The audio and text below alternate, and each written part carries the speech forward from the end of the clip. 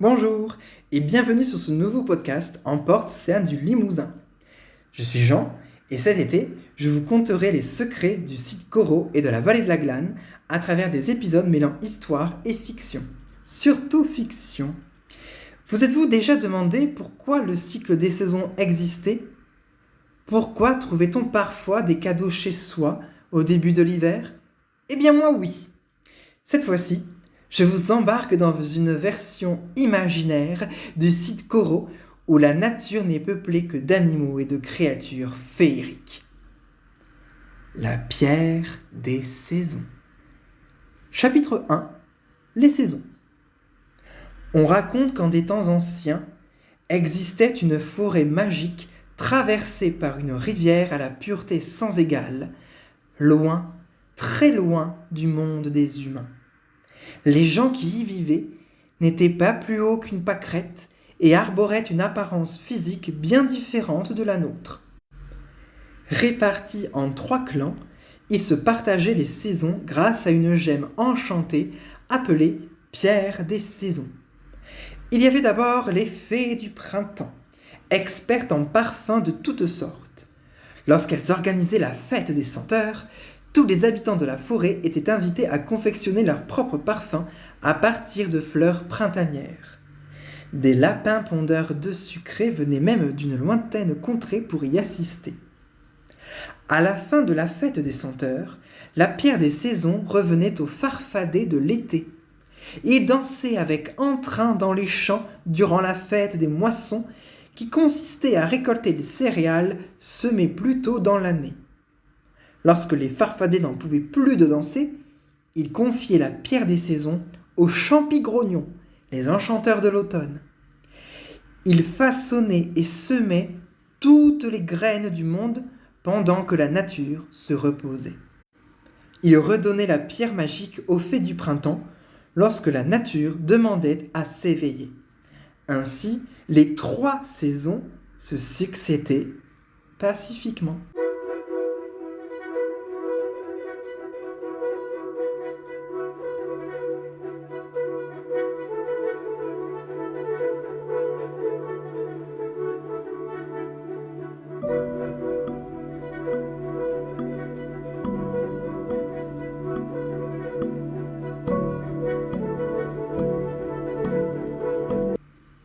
Chapitre 2.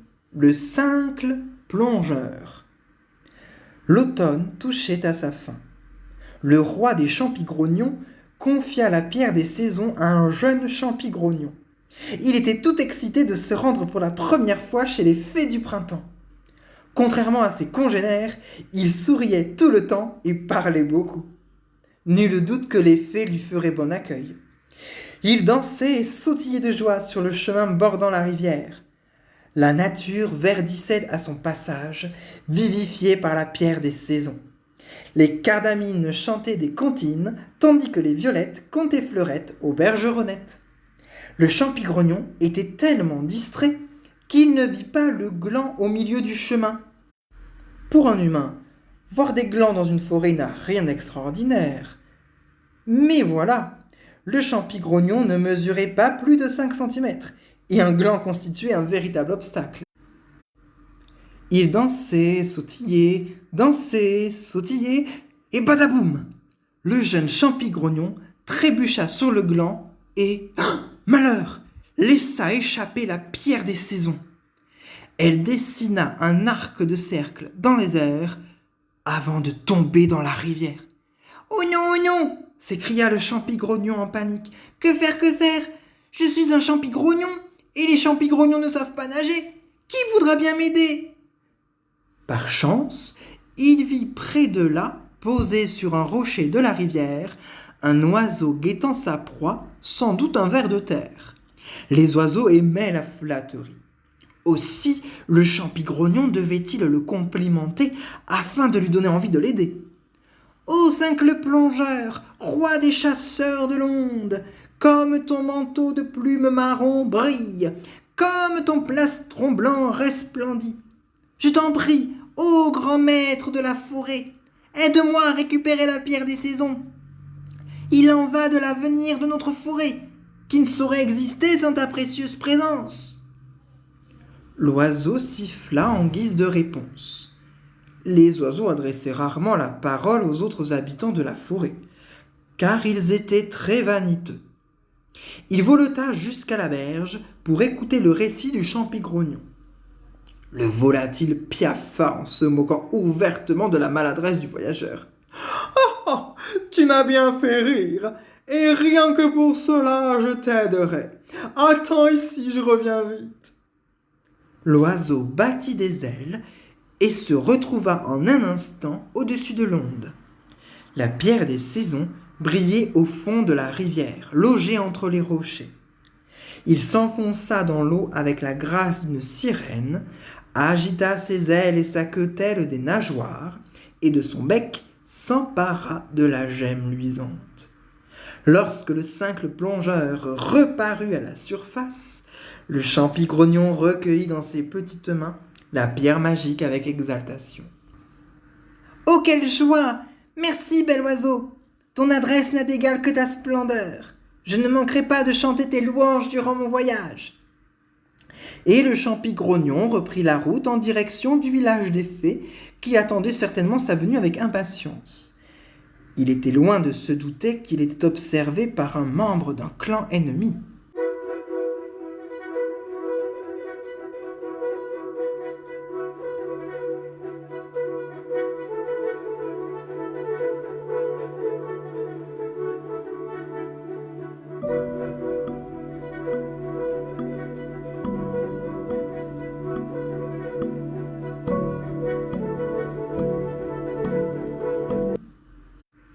Chapitre 3. La loutre et le serpent. Il existait un quatrième clan dans la forêt, celui des Ou-Ou. Ces petits êtres farouches et piquants vivaient de l'autre côté de la rivière, loin des autres villages.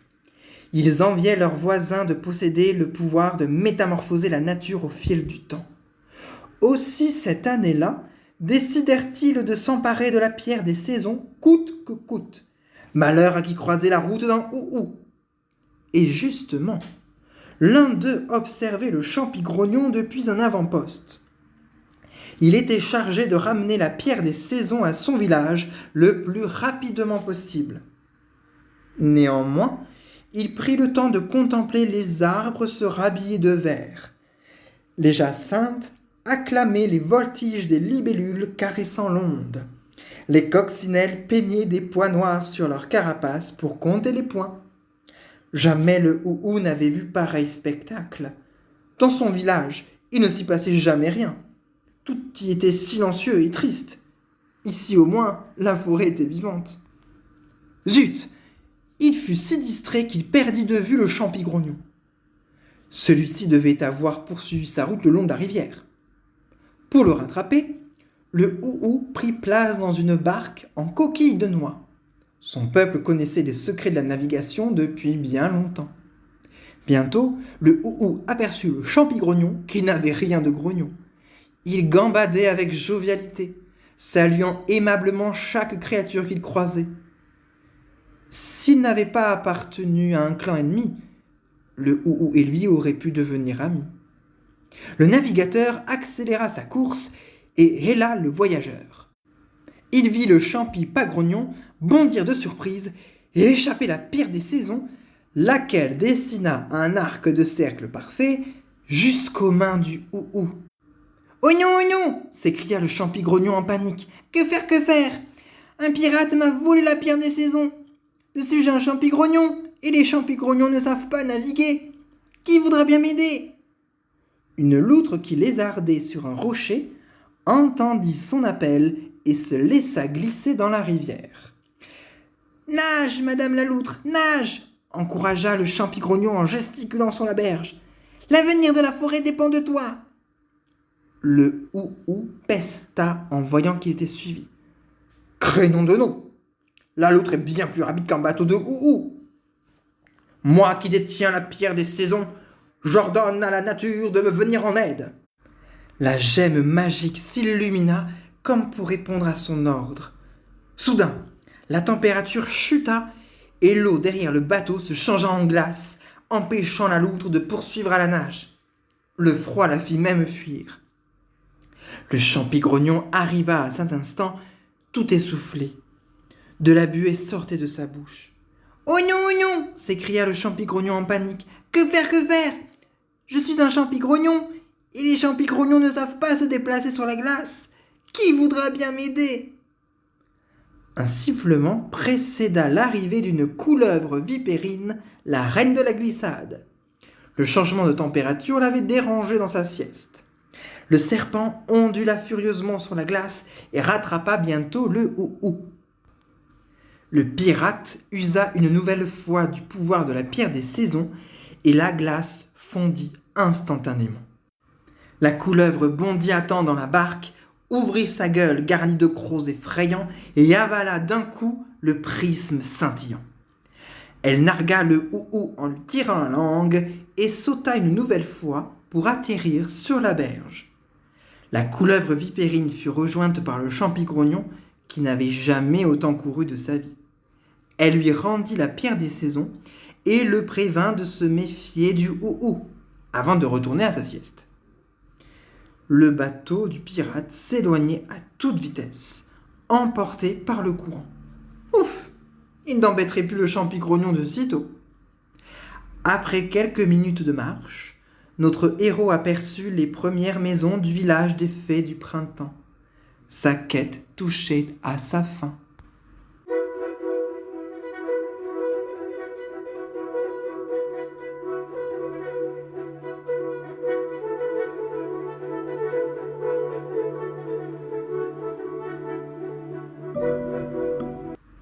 Chapitre 4. Le hou-hou regrette. Lorsque leurs ailes se mirent à luire, les fées du printemps comprirent que la pierre des saisons était là. Elles accueillirent le champignon avec tant d'allégresse qu'il n'entendit pas tout de suite les appels à l'aide. En effet, de l'autre côté du village, là où la rivière serpentait sinueusement, la coquille de noix était prise dans les rapides et le hou-hou ne contrôlait plus rien. Les fées du printemps ne s'en soucièrent pas, trop occupées à se balader de maison en maison avec la pierre des saisons. Le champignon, lui, avait de la peine pour le hou-hou. Certes, il était son ennemi et avait mal agi, mais il se trouvait en danger. Et si sa barque se brisait sur un rocher ? Oh non, non et non, le champignon ne voulait pas qu'un malheur arrive au hou-hou. Mais comment faire ? Le champignon ne savait pas nager et ne courait pas bien vite. Il prit alors son courage à deux mains, monta sur l'estrade du village et déclara haut et fort « Un habitant de la forêt est en danger. Nous devons lui porter secours, même si c'est un hou-hou. » Les fées se concertèrent et approuvèrent. L'une d'entre elles, vêtue d'une magnifique robe en pétales blancs et roses, s'avança et dit « Ta compassion sera récompensée, jeune champignon. Fée du printemps, déployons nos ailes et allons aider ce pirate. » C'était Hyacinthe, la reine des fées du printemps. Comme elle était belle, pensa le champignon, mais ce n'était pas le moment de se laisser envoûter. Si les hou-hous savaient naviguer, les fées du printemps, elles, construisaient des aéronefs pour celles qui étaient trop âgées pour voler par leurs propres moyens. Le champignon prit place dans l'une de ces embarcations élégantes et se laissa guider par le cortège. Ils finirent par arriver au-dessus du hou-hou et le secoururent juste avant que son bateau ne se brise contre les rochers arrosés. Le pauvre bougre était trempé et tremblait comme une feuille. Mais au moins, il était sauf. Lorsque le cortège rentra, les fées restées au village pleuraient à chaudes larmes. Que s'était-il donc passé ?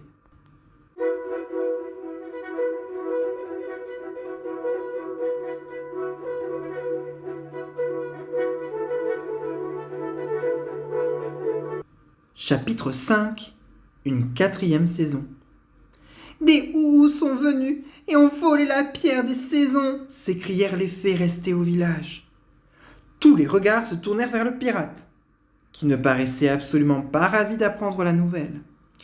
Il était au contraire étonné. « Je ne savais pas je le promets. Les Ou n'ont pas le droit d'entrer dans les villages. C'est pour ça que ma mission consistait à récupérer la pierre tant que son porteur restait sur le chemin. Le Champi-Grognon comprit tout de suite que le pirate disait la vérité. Il avait lui aussi reçu une mission importante. Finalement, il n'était pas si différent. « Qu'allons-nous faire ?» se lamentèrent les fées. « Ces Ou brandissaient des piques venimeuses. Ils sont trop dangereux. »« Je vais vous aider, » proclama le pirate. « Je veux vous remercier de m'avoir aidé en vous restituant la pierre des saisons. Je connais les chemins secrets qui mènent à mon village, mais je dois y aller seul. Sinon je me ferai repérer.